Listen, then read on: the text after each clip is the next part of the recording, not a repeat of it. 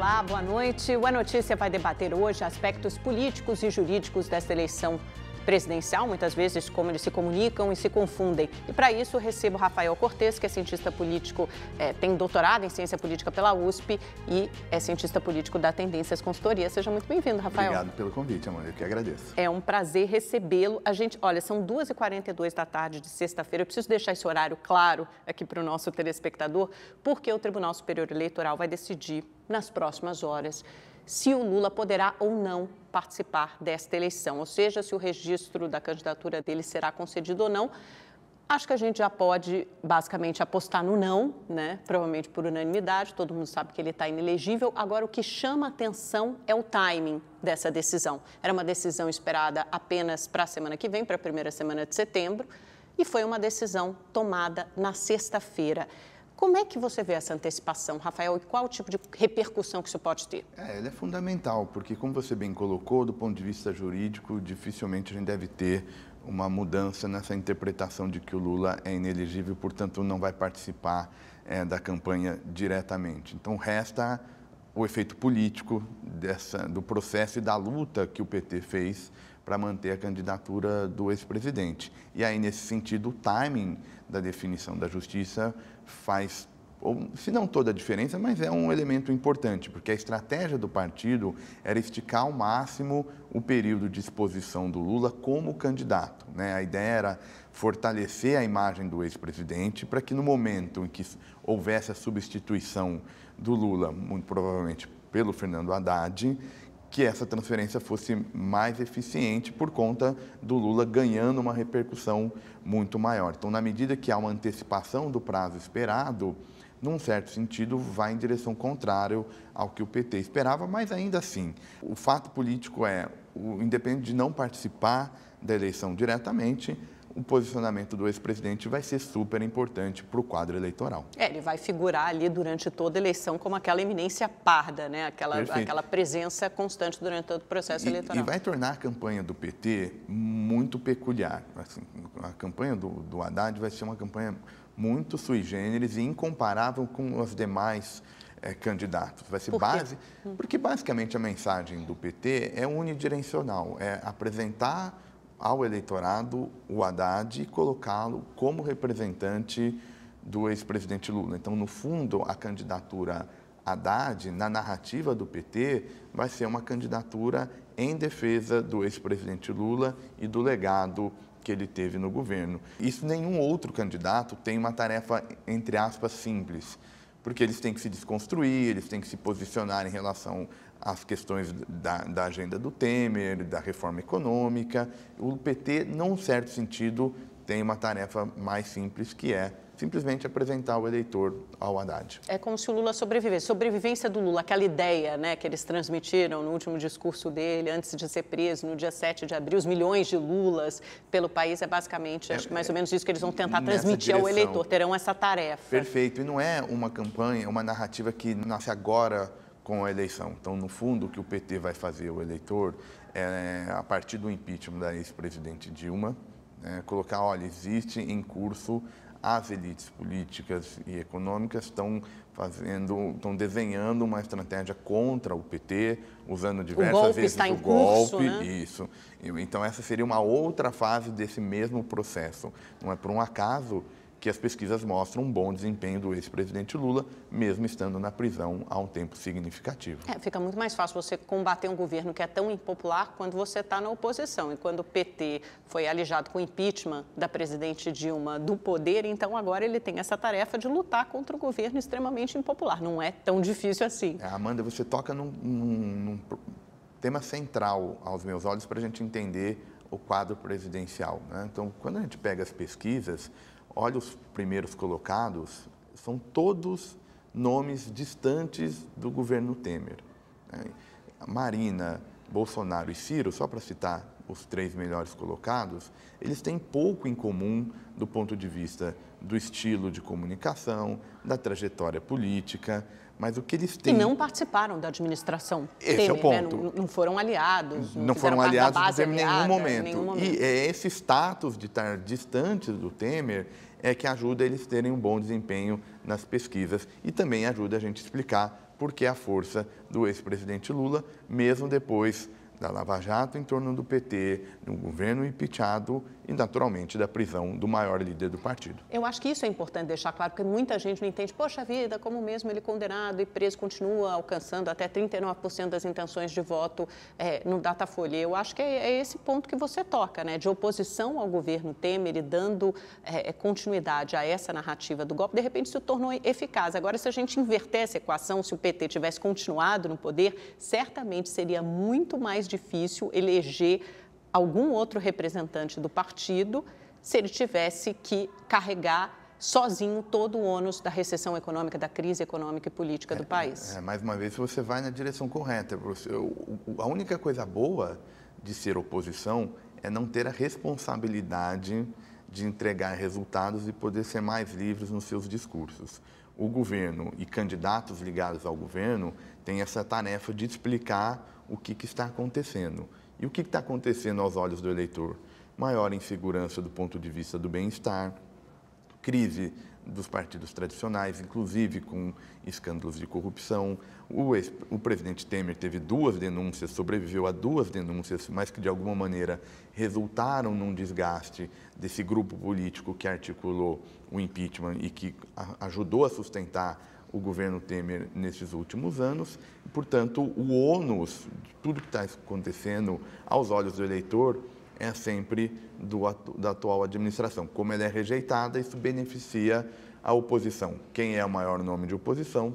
O ex-presidente Lula, daí o resultado da pesquisa que a gente tem observado. Mas eu acho que aí a gente tem que tocar em outro tema que é central nessa eleição também, que é a corrupção. E talvez nenhum outro partido, claro que todos foram atingidos pela Lava Jato, mas talvez ninguém represente ou personifique esses casos de corrupção tão bem quanto o próprio PT, que tem o seu maior líder condenado e preso em Curitiba. Como é que fica essa questão? Isso não atrapalha os votos no ex-presidente? Certamente limita o estoque eleitoral do partido para 2018. Já teve um efeito muito grave em 2016, nas eleições municipais. O PT perde bastante prefeitura, bastante apoio eleitoral e, num certo sentido, usa essa narrativa do golpe para se contrapor a essa perda que já foi manifestada em 2016. E essa perda já foi muito maior, né? Porque se a gente olhar as pesquisas eleitorais de, 2016, 2017, 2018, a impopularidade do Lula, a rejeição ao nome do Lula chegou a ser muito maior do que é hoje. Depois ele só fez subir nas pesquisas e diminuir na rejeição. A rejeição ao Bolsonaro, por exemplo, é maior do que a rejeição ao Lula. A rejeição ao Lula acho que é algo próximo aos candidatos do PSDB, por exemplo. Já está num padrão aceitável do ponto de vista de quem quer disputar a eleição. E essa queda da rejeição do Lula está associado ao aumento da rejeição ao governo Temer. Então, são curvas quase que... É a correlação negativa, Isso, né? São quase que opostas, uma correlação muito forte, só que em direção contrária. E aí, voltando ao ponto do PT, né? Por que o PT, que foi objeto, talvez, como você colocou, o principal partido ali, objeto das investigações mais recente da Justiça e do aparato policial, por que ainda assim o ex-presidente Lula tem esse desempenho? Acho que tem 2 fatores. O primeiro a gente já tocou, a questão do efeito do governo Temer. O segundo é um certo paradoxo com essa percepção de que está tudo errado e que todos os partidos, de alguma maneira, estão envoltos em escândalo de corrupção. Acho que isso que aconteceu dos últimos anos para cá, essa ideia de que é sistêmico, que a corrupção é sistêmica, ela faz com que o eleitor tenha muita dificuldade em separar o joio do trigo à luz das questões de corrupção. Porque você pode contar escândalos e líderes de partidos diferentes, né? Aconteceu, por exemplo, a mesma coisa com o PSDB, né? O ex-senador Aécio Neves, ainda e candidato a deputado federal, sofreu bastante também com a agenda negativa. Aí o eleitor olha, bom, para que lado que eu corro, né? Literalmente, né? Essa overdose, muitos escândalos, então deixa de ser um fator que vai definir. Sobra só a questão do bem-estar, da percepção de segurança em relação à sua situação econômica. Ele não tem isso, ele recorre ao passado e lembra do ex-presidente. Olha, com saudosismo, e aí pensa, pelo menos naquela época eu tinha dinheiro, eu tinha emprego, não tinha medo de perder o emprego, comprei minha TV, minha geladeira. Perfeito, então perfeito. É um voto que faz sentido. Muita gente critica esse voto, mas às vezes a leitura de alguém que vota baseada nisso me parece bastante razoável, né? Porque a pessoa está voltando com o bolso e está votando de uma forma extremamente racional, não é um voto irracional. Você abre um ponto importante, a gente tem que preservar o voto do eleitor, para onde, independente da direção. E a liberdade de escolha, né? Isso parece uma coisa trivial, nesse momento em que a política ela é tão criticada, enfim, por diversos veículos e atores, mas, na verdade, o que a gente, ao fazer essa ideia de que o voto é um instrumento legítimo e o que está por trás dele não deve ser passível de julgamento de valor, qual que é o voto correto ou qual que é o voto incorreto, né? Até porque são tantas realidades diferentes dentro de um mesmo país que eu acho que, às vezes, alguém que mora no Sul ou no Sudeste tem dificuldade de entender por que o nordestino vota de determinada maneira, né? Isso já foi objeto de muita discussão em 2014. Lembra os xingamentos que aconteceram nas redes sociais, vamos separar o Nordeste do resto do Brasil, aquele tipo de comportamento. Isso do ponto de vista democrático, é um comportamento lamentável e as pessoas que participam desse tipo de debate parecem se esquecer que, na verdade, ele está lutando contra o próprio exercício de expressão do voto, que pode parecer uma arma pequena em regimes democráticos, mas é uma arma muito poderosa. O que eu acho que a gente deveria pensar com cuidado, né? É a questão do acesso à informação plural, independente, diversas fontes de informação, para que o eleitor consiga, ao menos, ter o mínimo de informação para decidir com base nos seus valores, na sua situação de vida, enfim, qualquer variável. Esse tipo de debate me parece mais saudável. Tentar entender por que o cidadão, o indivíduo não se sente representado, isso é um debate importante. Não ficar valorando se o voto de A ou de B é melhor ou pior. Até porque a história quase sempre desmente esse tipo de argumento, né? Aqui hoje o herói virou o vilão, o mocinho vira o bandido com muita velocidade e é por isso que a gente tem que evitar esse tipo de discussão. Agora, acho que outro ponto importante, né, que você tocou aí na sua análise, na sua reflexão, é sobre a demonização da política de uma forma geral. Muitos analistas atribuem isso à Lava Jato e dizem que, nesse sentido, a Lava Jato prestou um serviço ao país ao não separar o joio do trigo, colocar todos os políticos no mesmo balaio. Então, ou seja, quem recebia propina era igual a quem recebia a caixa 2, então fica, como você disse, muito difícil para o público, para o eleitor, o cidadão em geral, discernir o tipo de corrupção, quem é mais corrupto, quem é menos corrupto. Ele simplesmente olha para o político e enxerga, são todos iguais, tudo farinha do mesmo saco, são todos corruptos.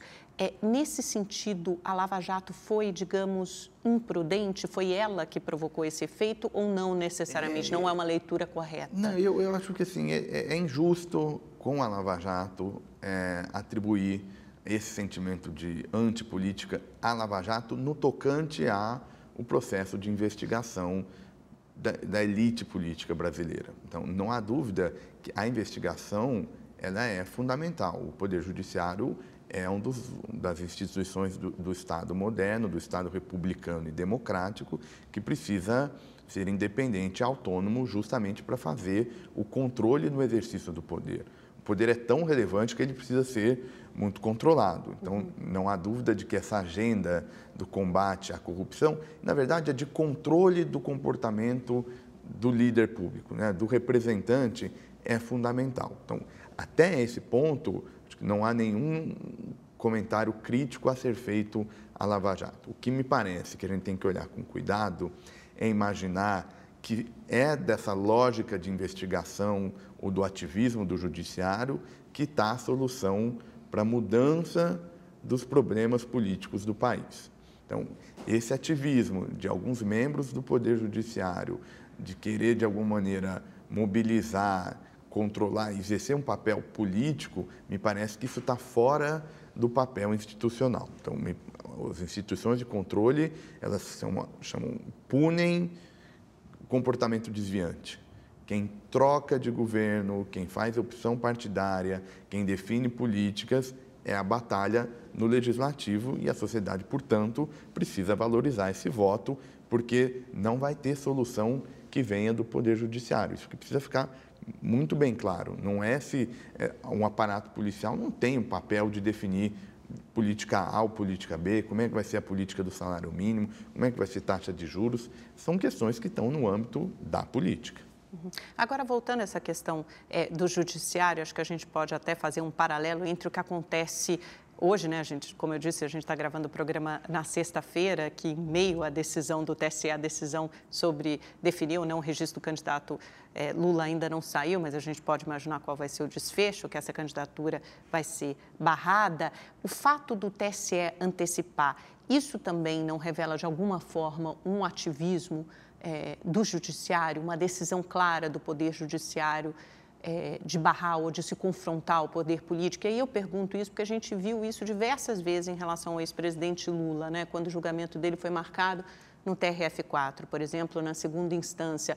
Uma série de reportagens mostrou que os prazos foram os mais exíguos, os mais rápidos e velozes possíveis, se comparado a outros casos do Poder Judiciário. A pressa em julgar Lula, em condená-lo, em prendê-lo, parece ter sido maior do que em outros casos semelhantes no TRF4. Aí depois a gente viu as decisões no Supremo de referendar a prisão em segunda instância, de não rediscutir esse tema na iminência da prisão do ex-presidente Lula. Agora, o mesmo comportamento ao barrar a candidatura dele.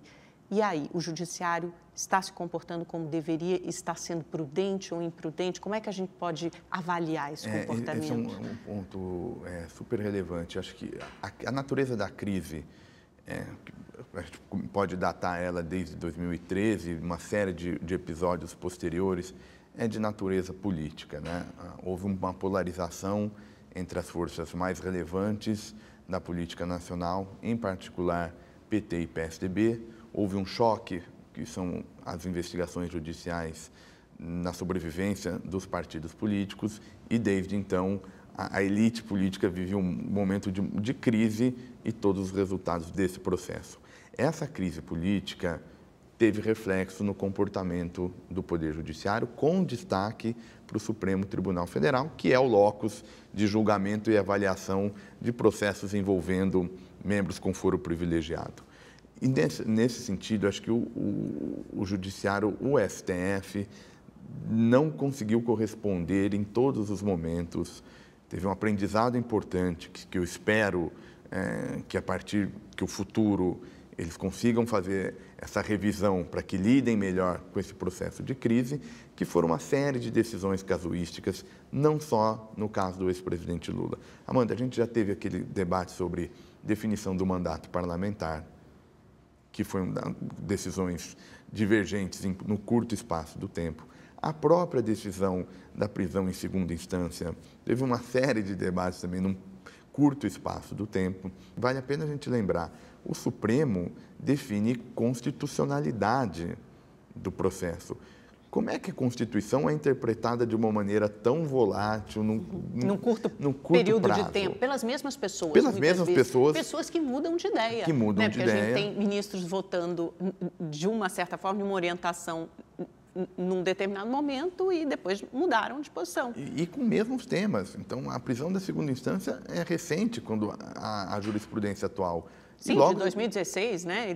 E logo depois está sendo revista. Então, e acho que no caso do ex-presidente Lula, esse é, digamos assim, o que é mais dramático. Por que é mais dramático? Por conta, naturalmente, da figura do ex-presidente e porque ela, de alguma maneira, desnuda esses dilemas da justiça, de, em nome de querer manter a sua força institucional ou fazer o seu papel institucional, em alguns momentos teve que apressar e tomar decisões casuísticas, vai fazendo com que os atores políticos não creem nas instituições, a sociedade vai se polarizando e se esse processo não for estancado, em algum momento isso pode gerar uma crise institucional, aí a gente está falando de um quadro muito mais grave. Por isso que a eleição de 18, ela também tem uma importância de que a gente consiga minimamente esfriar um pouco... Arrefecer um pouco a crise, a temperatura, baixar a temperatura da crise, né? Sem dúvida, porque a gente pode... Mas pode acontecer o contrário. O oposto. Na medida em que os atores questionam a legitimidade do pleito e a legitimidade das regras do jogo democrático, a gente começa a flertar com um tipo de situação que, quando a gente olha nos países avançados, nos países desenvolvidos, dificilmente a gente encontra esse tipo de debate, né? Isso está muito associado a países que têm dificuldade de gerar bem-estar prolongado, estabilidade política. Então, ninguém ganha nesse processo. Esse mal-estar econômico, no fundo, está na raiz de tudo, né? Se a gente tivesse, talvez, por exemplo, como tem os Estados Unidos com o Trump, mas, por outro lado, a economia está dando uma guinada positiva, eles estão numa época de pleno emprego, então, de alguma forma, essas questões, é como se a sociedade tivesse uma flexibilidade, conseguisse aturar melhor essas questões. O caso americano e o Trump em particular mostra como, e não só o caso americano, o Brexit na Inglaterra, né, a decisão de sair ou não da Comunidade Europeia, são todas questões muito polêmicas, e quando a gente olha que tem escolhas equivocadas ou tem polêmicas políticas em todo país do mundo, mesmo aqueles que a gente adjetiva como democracia consolidada. A questão é, como você bem colocou, em crise econômica, toda essa confusão política ganha contornos mais dramáticos, porque, na verdade, toda essa crise política teve efeito recessivo muito relevante. O mercado de trabalho brasileiro hoje está em crise, né? A taxa de desemprego é altíssima, a gente teve uma perda de bem-estar muito significativa. A economia brasileira vai retomar os patamares de 2014, se retomar na meados de 2020, 21, 22. É uma década perdida, é quase que uma década praticamente, né? A gente volta no tempo. Isso, em resumo, nós perdemos 10 anos do ponto de vista das conquistas econômicas e sociais. Então, nós não estamos brincando, né? Quando a gente está falando... É interessante porque a retomada dessas conquistas sociais não parecem estar na agenda, principalmente dos candidatos, obviamente nos de esquerda estão, mas assim, nos candidatos mais liberais, né? É colocar a economia para crescer de novo, gerar emprego, reconquistar a confiança do investidor, é muito mais um discurso para o mercado. Agora, os programas sociais, todas as garantias sociais, as conquistas que foram fruto, em grande parte, né, do governo Fernando Henrique e do governo PT, é como se elas tivessem perdido um pouco de importância no debate. Hoje, talvez os temas mais considerados pelos candidatos sejam segurança pública, mesmo o desemprego, que acaba sendo, obviamente, tendo reflexo na sociedade, a corrupção. E qual o risco desse processo? Então, o eleitor ligado ao PT, ele enxerga, por exemplo, vou dar um nome, no Geraldo Alckmin como participante do golpe. Então, esse eleitor do PT, ou o eleitor indeciso, não vai olhar tanto para as ideias que o Alckmin tem tentado apresentar de uma maneira legítima. Ele vai descartar, afinal, ele julga que o PSDB apoiou, patrocinou também o que o petista chama de golpe. O contrário também é verdadeiro. Então, o eleitor do PSDB, o eleitor do Bolsonaro, avalia o defensor do PT como alguém que está defendendo um corrupto, em referência ao ex-presidente Lula, está defendendo alguém que quer passar por cima da justiça. Nesse embate de quem é o mocinho, quem é o bandido, as avaliações de política econômica, de política social, de política de valorização do salário mínimo, da reforma da Previdência, só para citar aí nos temas elas ficam em segundo plano, ficam né? em segundo plano. Como é que, então, o próximo presidente, seja ele quem for, vai endereçar todas essas questões e ser percebido de forma legítima e justa para que, paulatinamente, a gente normalize o funcionamento do tal do presidencialismo de coalizão. Sem isso, dificilmente a gente vai ter um quadro de retomada de crescimento econômico e o custo social vai se avolumando. Por isso que, de novo, uma das tarefas da eleição de 2018 é conseguir preparar o terreno para que o próximo mandato seja um mandato... Conflito sempre vai existir, né? Disputas sempre vão existir, mas preservando um mínimo de acordo de regras para ser voltado para as questões mais relevantes. Agora, que tipo de efeito político você espera que essa decisão do TSE de barrar, como a gente provavelmente barrar a candidatura do ex-presidente Lula, tenha nas eleições, assim, imediatamente, porque sexta-feira também começou o horário gratuito de rádio e TV, então é um dia com duas decisões importantes, a avaliação do registro da candidatura do Lula e o início da campanha eleitoral no rádio e na TV. Agora são 35 dias e aquela não é nem uma maratona, né? É uma corrida ali de 100 metros de curta distância. Que efeito isso vai ter na candidatura do PT, que a gente imagina agora o Haddad? Vai vitaminar esse discurso de golpe? Você imagina que a candidatura do PT vai continuar forte nas pesquisas? O primeiro ponto, assim, a campanha, num certo sentido, começa agora, com o horário eleitoral e com a definição do candidato real de um jogador importante desse xadrez que é o PT. Acho que vai ser um case na história mundial, né? Se eles conseguirem passar o Haddad para o segundo turno, porque eles têm 35 dias para vender um candidato. A gente imagina, por exemplo, a eleição da Dilma, a campanha dela, vendendo ela como mãe do PAC, aquilo começou meses antes, né? Então, foram meses de preparação com Lula no poder, presidente da República, um governo muito bem avaliado. Um governo muito bem avaliado. Não, é outro cenário, né? Agora, essa vai ser a base da eleição do PT, da candidatura do Haddad. Vai ser uma eleição muito particular, que vai ser justamente tentar apresentar o Haddad como o homem que vai representar o ex-presidente Lula na impossibilidade diante do que o petista chama de golpe, denomina como golpe. E isso vai ser testado, como você bem colocou, a campanha esse ano é mais curta, né? Não é tão longa como foi anteriormente, portanto, o partido vai ter que fazer uma forte mobilização. Me parece que o resultado desse processo vai ser o suficiente para colocar o Haddad no segundo turno. E aí a gente volta de novo para uma outra incerteza, quem vai ser o adversário nesse mercado também muito competitivo. Quem são os candidatos ao segundo turno, na sua visão, além do Haddad? Então, você já coloca, você já dá como... Não como certo, porque é difícil falar certo numa eleição tão imprevisível, mas você acha que é grande a chance, então, do Haddad chegar ao segundo turno?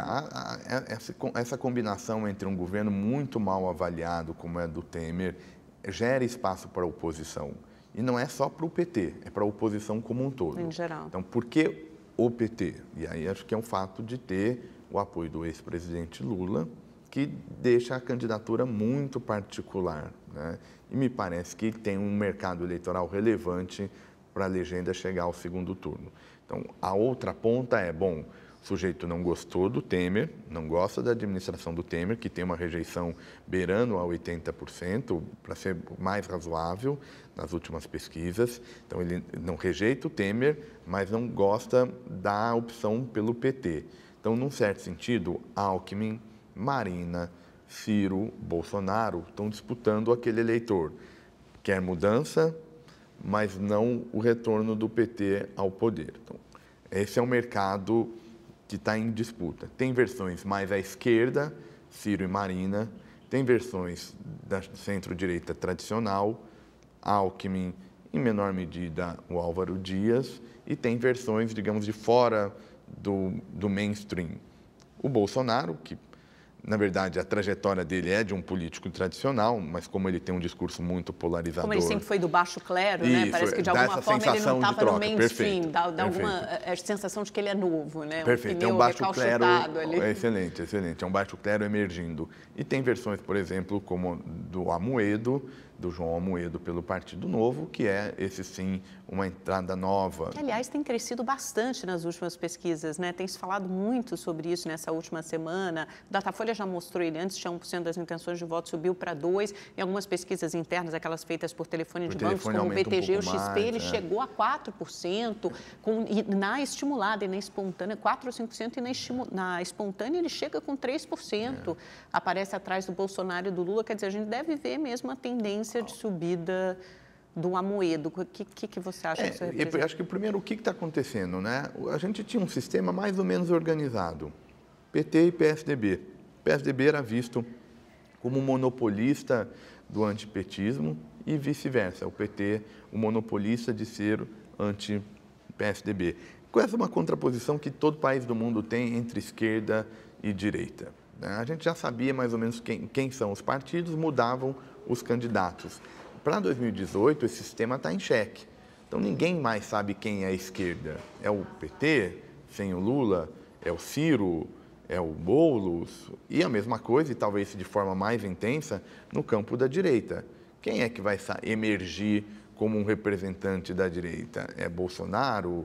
É o Alckmin? Então, esse tipo de problema o mundo político não tinha enfrentado.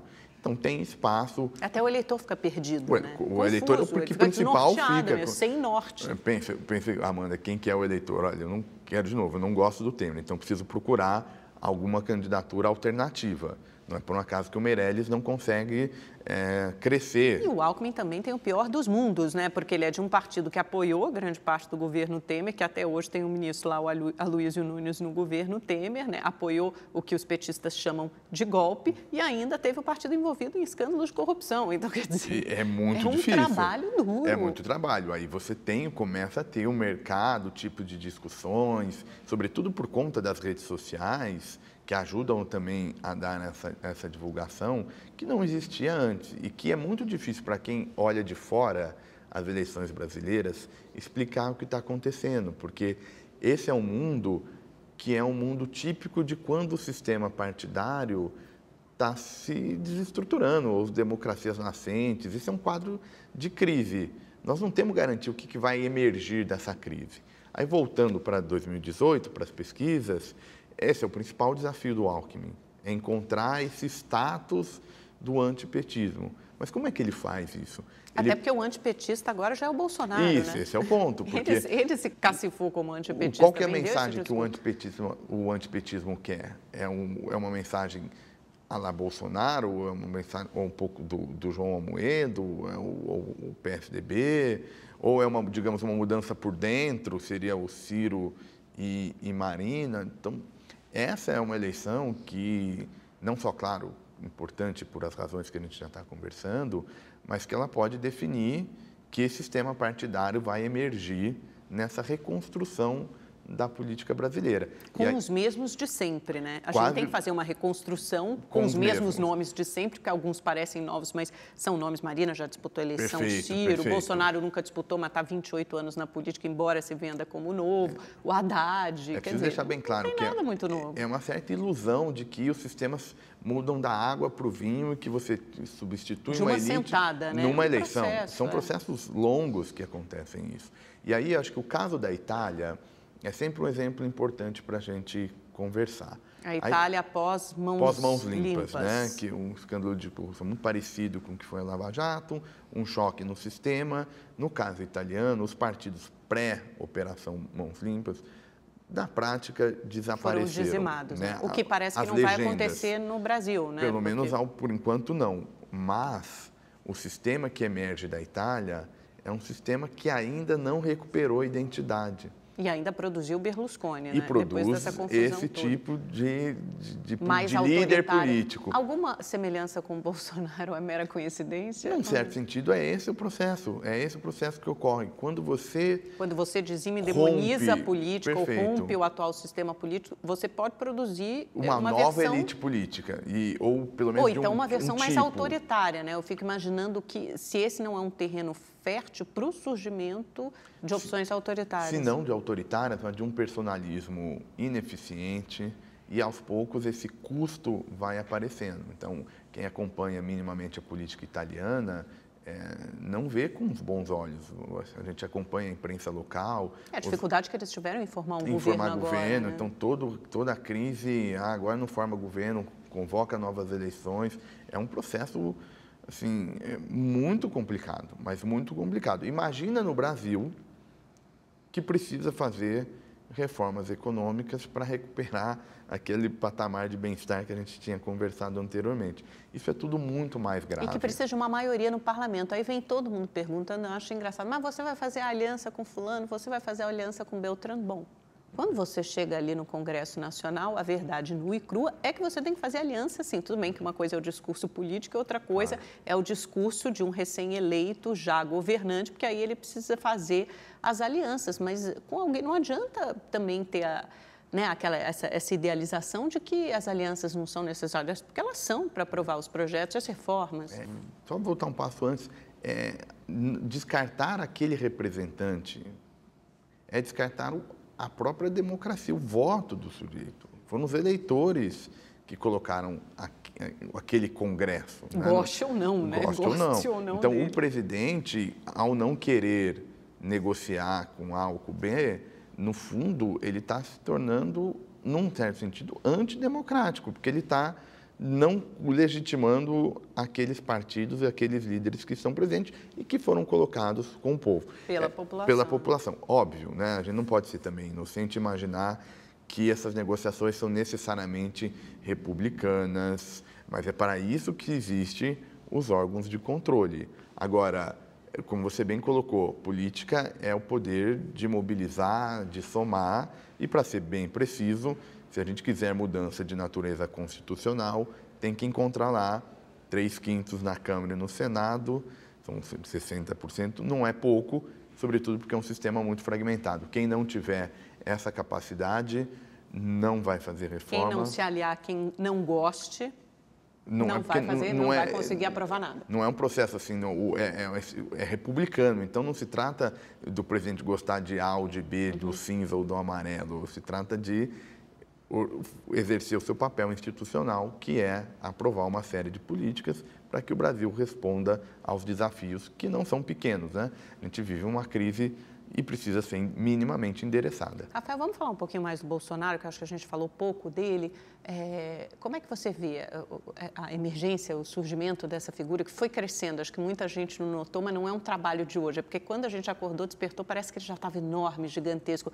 Isso é um trabalho, né, de formiguinha, muito bem feito nas redes sociais, que agora tem todo esse resultado, como a gente comentou, não sei nem se foi agora ou antes da entrevista, mas não parece uma candidatura que vá desidratar e não parece uma figura frágil, pelo contrário, tem um eleitor muito engajado e muito fiel. O primeiro é tirar a análise do Bolsonaro como uma figura, demonizar a figura do Bolsonaro. Acho que o primeiro ponto para a gente entender o que está acontecendo, a gente precisa não adjetivar o Bolsonaro, é a gente entender o fenômeno que está por trás, que ele tem uma base política e social que precisa ser entendida. Se a gente nunca tinha sido adequadamente representada, né? Porque sempre tinha votado no PSDB, num tucano, embora talvez quisesse políticas mais duras e mais rígidas de segurança e de costumes do que o PSDB apresentava. Perfeito. E nesse sentido, o Bolsonaro, aos meus olhos, ele é produto, no plano político, da crise entre o PT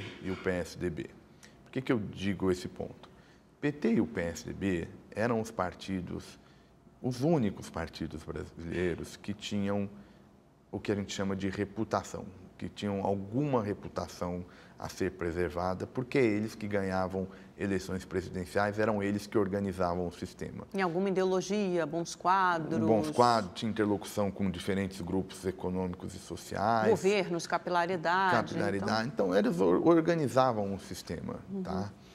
A crise é uma crise que, inclusive, afetou especialmente o PT e o PSDB.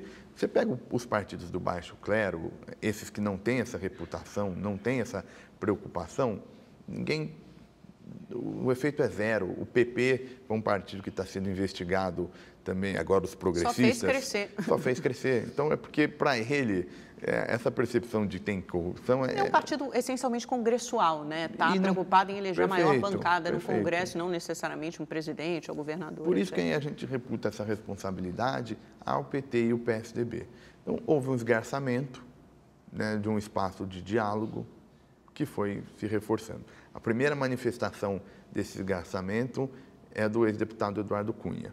A ascensão do ex-deputado Eduardo Cunha é a dimensão congressual dessa crise PT e PSDB.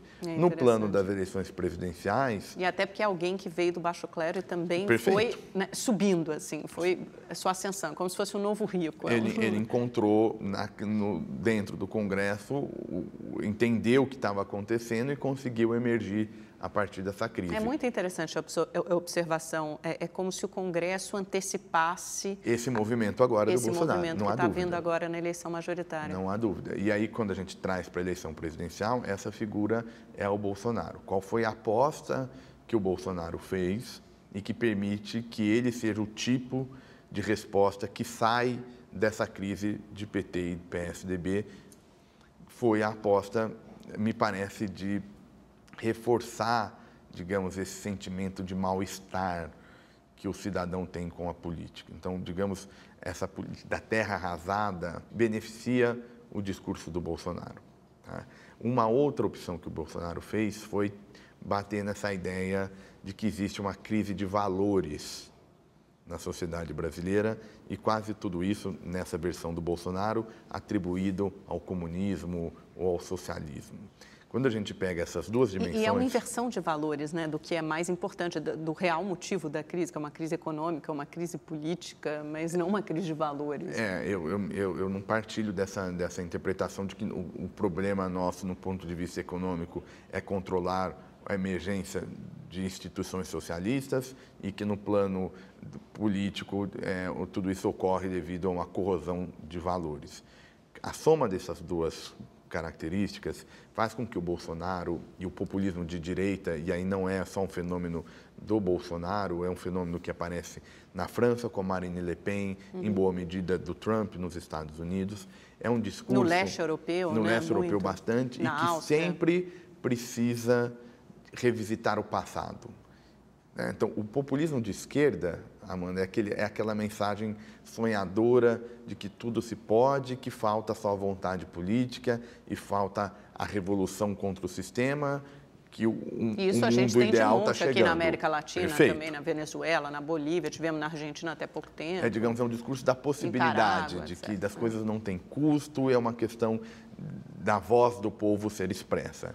O discurso do populismo de direita, ele é de natureza diferente. Ele convida o sujeito a voltar ao passado. Então, cria toda uma mistificação de um passado que as coisas funcionavam melhores. Por isso que o Bolsonaro faz referência a regime militar. E não adianta nem bater na ditadura, né? Porque parece que as pessoas não têm essa consciência justamente. de que foi um período ruim da história, porque a referência é o crescimento econômico, hoje, né? O boom econômico. E é estilizada, né? Então, a ideia de disciplina, autoridade, como se houvesse mais controle. Perfeito. Então, você tem essa ideia de que falta ordem, falta insegurança, a ordem no plano econômico, a ordem nos valores e a ordem da segurança pública mesmo. Então, esse é o que abastece esse discurso. E é interessante porque o próprio governo Temer antecipou isso, porque a primeira bandeira, o mote lá era ordem e progresso, né? Que é o que está aquela tradição.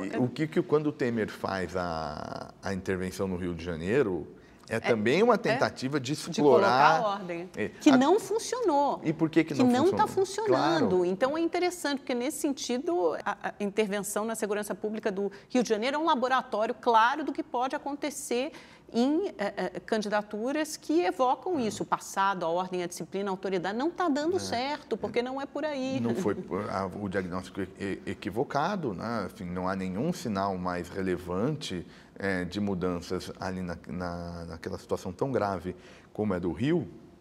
E do plano político não funcionou para o Temer, e aí funcionou para o Bolsonaro, né, a ponto dele ser um nome competitivo, é que o Bolsonaro, digamos, chegou primeiro e paulatinamente foi conquistando esse lugar, né, desse eleitor polarizado. Eu gosto muito de fazer uma comparação do Bolsonaro com a Marina em 2014, porque em 2014 era a Marina que tentava fazer esse bloqueio, furar o bloqueio do PT e do PSDB. É a terceira via, né? A terceira via. Qual que era o discurso da terceira via Marina? Era um discurso muito moderado. Sonhático. Com essa dimensão abstrata, né, sempre chamando para uma política ideal que... A horizontalidade das redes, compor com os melhores quadros de cada partido. É sempre um discurso de que, olha, eu não sou o PT, mas também não sou o PSDB, a gente tem que sair dessa dicotomia, a gente tem que superar isso que representa o atraso, mas sempre numa versão suave, não era uma versão para revolucionar, não era uma versão de fazer terra arrasada, era sempre um discurso de moderação. O Bolsonaro não faz esse discurso de moderação.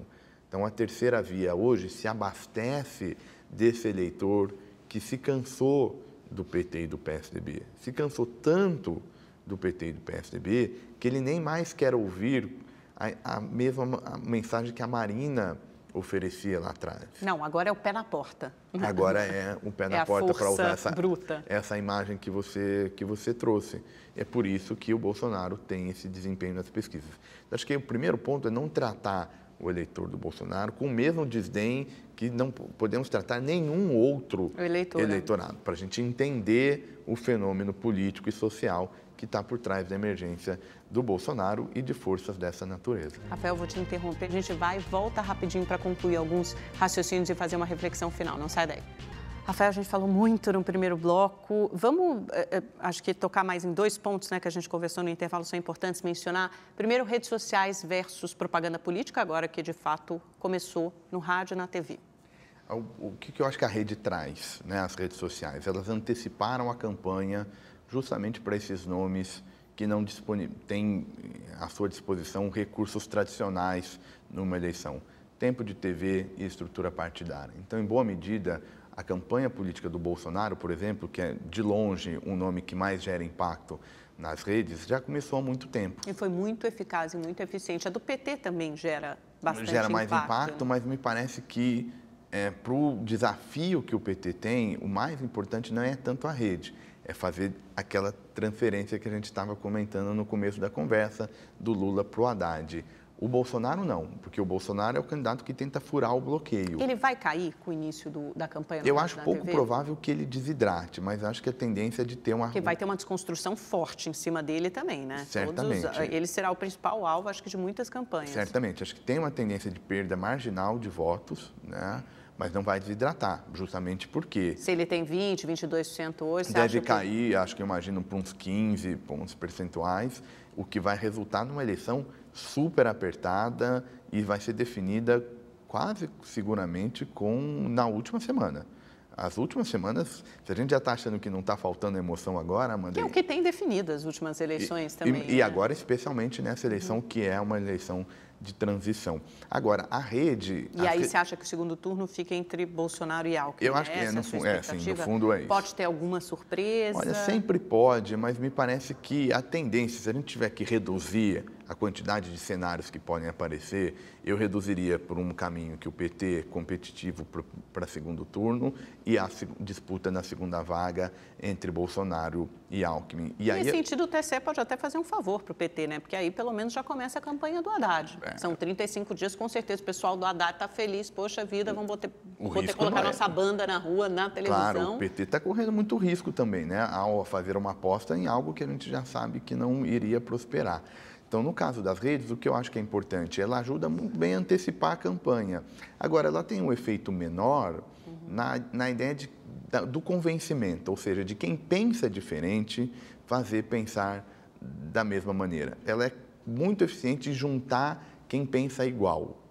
Mas na hora de fazer o convencimento, acho que tem um efeito mais limitado. De virar um voto, ou de conquistar de virar o voto, perfeito. Porque quando a gente olha o Bolsonaro, o que está acontecendo? O voto dele está cada vez mais cristalizado. Então, aquele eleitor que diz que vota no Bolsonaro há muito tempo está cada vez mais convicto dessa escolha. Por outro lado, a rejeição do Bolsonaro tem aumentado muito. Então, mesmo ele tendo um destaque muito maior do que tem os demais nas redes, ele não consegue evitar esse aumento de rejeição. Ou seja, o Bolsonaro não é forte porque tem rede social. O Bolsonaro é forte por aquele fenômeno que a gente comentou. Existe uma base política e social para a sua emergência. O que a rede faz? Torna essa força viável do ponto de vista eleitoral. Então, o horário tradicional não é uma varia de condão que vai fazer com que o Alckmin suba de uma maneira extraordinária. E por que não? Porque o Alckmin tem aquele desafio que você colocou no começo da conversa. Ele é político tradicional, ele está desgastado por conta do efeito do Aécio e o PSDB é próximo ao governo Temer. Esse é um problema, essa é uma equação que o Alckmin precisa resolver o quanto antes para começar a crescer nas pesquisas. E ainda tem o problema de comunicação, né? Dele e da campanha. Vai ter que ser muito eficaz. Como é que você chega nesse eleitor, né? Porque o Alckmin tem aquela característica de ser um nome que consegue responder quase sempre as diferentes perguntas. Você percebe que o fato de ele ter governado uma série de um jeito muito professoral, né? Quase uma coisa decoreba. A gente viu nas sabatinas entrevistas. O problema é gerar esse impacto no essa eleitor. comoção que o Bolsonaro faz bem, né? Apesar de não ser bem articulado, ele... Mas acaba chegando no público dele. Esse é o problema. Mas, de uma forma simples. No caso do Alckmin, Amanda, ele precisa roubar um pouco desse voto do Bolsonaro. Então, ou reconquistar, porque muitos desses votos já foram dele, já foram do PSDB. E aí, o que me parece, acho que a campanha está em dúvida, não só em questão da forma como você colocou, mas do ponto de vista do conteúdo, eu faço isso polarizando com o Bolsonaro. Sim. Ou faço isso polarizando com o PT para que... acho que a campanha, nesse início, vai ter que decidir em quem que vai querer, como que vai querer mobilizar esse eleitor. Essa estratégia toda é muito delicada e talvez mude, né, com o desenrolar dos acontecimentos em muito pouco tempo. E eu acho que esse negócio da última semana ainda vai ter o fator do voto útil, porque aí que você vai ver na última semana, nos últimos dias, os candidatos mais bem colocados, e aí vai ter aquela corrida que a gente vê no segundo turno e provavelmente vai acontecer no primeiro, se tiverem dois muito empatados ali, para levar o candidato que você menos gosta. E evitar que ele chegue, né? Evitar que ele chegue. E eu acho que na prática vai ser assim, todos esses nomes, Ciro, Marina, Alckmin, Amoedo, Álvaro Dias, Meirelles, a questão é, esse eleitorado desses candidatos vão fazer um voto útil para evitar o segundo turno entre PT e Bolsonaro? O que você espera de um segundo turno entre PT e Bolsonaro? Porque eu acho que, se não me engano, é o único cenário nas pesquisas em que o Bolsonaro ganha, é isso? Isso, nesse momento, né? É o único. Do Haddad, esse é o cenário que poderia dar de maior... Mais assusta, mais, assim, assustador e incerto é essa contraposição. Porque o único cenário que o Bolsonaro consegue ganhar é enfrentando o PT, e o melhor adversário para o PT ganhar é enfrentar o Bolsonaro. Vai ser uma disputa... Porque é a rejeição ao Bolsonaro que vai falar mais alto, né? O antipetismo, a rejeição ao PT ou ao Bolsonaro. Isso, aí vai ser uma disputa de rejeição. Extrema-direita. E aí me parece que esse é uma disputa Lula, de rejeição, é vai bom ser uma disputa isso. Por rejeição, porque são duas figuras que têm um eleitorado cativo, mas o restante... no momento, ambos vivem, num certo sentido, uma crise de imagem. A rejeição do Bolsonaro só tende a aumentar e o PT ainda sente as consequências da Lava Jato e da prisão do ex-presidente Lula. Então, esse certamente é o cenário mais difícil de prever e é o cenário que mais gera barulho econômico. Muito provavelmente, se isso por se isso que o dólar disparou essa semana. O dólar vai disparar, a perspectiva de crescimento vai abaixar, essa sensação de urgência vai aparecer com muita força se esse for o cenário que sair do primeiro turno. E eu não fui nada habilidosa porque marquei minhas férias exatamente para depois da eleição. Então você imagina que eu estou sofrendo com esse dólar enlouquecido. Muito provavelmente não você vai voltar e vai ter que fazer com muita hora extra ainda para poder arcar com os custos da viagem. Rafael, vamos para o nosso Pinga Fogo, já está chegando ao finalzinho da entrevista, infelizmente. Eu falo o nome de alguém, você responde com uma palavra ou uma frase rapidinho. Vamos ver os candidatos, então. Marina. Se for para o segundo turno, é favorita contra todo mundo. Ciro Gomes. Enfrenta uma crise de se posicionar. Não é o hegemônico na esquerda e não consegue conversar com o restante do eleitorado. Henrique Meirelles. Muito provavelmente deve ter um desempenho ruim nas pesquisas porque expressa o governo Temer nas urnas. João Amoedo. Uma tentativa de furar um bloqueio, mas que não deve gerar resultados no curto prazo. Fernando Haddad. O nome que pode representar o petismo e dar vida ainda ao partido mesmo depois da crise da Lava Jato. Geraldo Alckmin. Vai personificar escolhas erradas que o partido fez desde o impeachment, se não conseguir ao segundo turno, e está sofrendo os custos desses erros estratégicos. Bolsonaro. Produto da crise política e algo que deve ser visto com cuidado do ponto de vista da democracia brasileira. Temer. Um presidente que não conseguiu entregar e justificar o processo de impeachment e deve ser esquecido do ponto de vista do efeito eleitoral. Fernando Henrique Cardoso. Um líder que não sabe se é estadista ou se ainda é um líder do PSDB e que não consegue, portanto, ter a influência que deveria ter diante do peso histórico que ele teve. E Lula? Um nome que personificou uma agenda, que trouxe uma agenda social, mas que, em boas medidas, não soube entender o seu tamanho e deixou de ser republicano no exercício do poder e agora paga um pouco essas consequências. Muito obrigada, Rafael. Foi ótimo conversar com você. Eu que agradeço, Amanda, o convite. Fico a próxima por uma disposição. Não, haverá muitas oportunidades para você voltar. Eu acho que 2019 vai continuar sendo um ano barulhento. Obrigada a você também pela sua audiência e sua companhia. A gente se encontra na semana que vem, tá bom? Boa noite, boa semana. Tchau, tchau.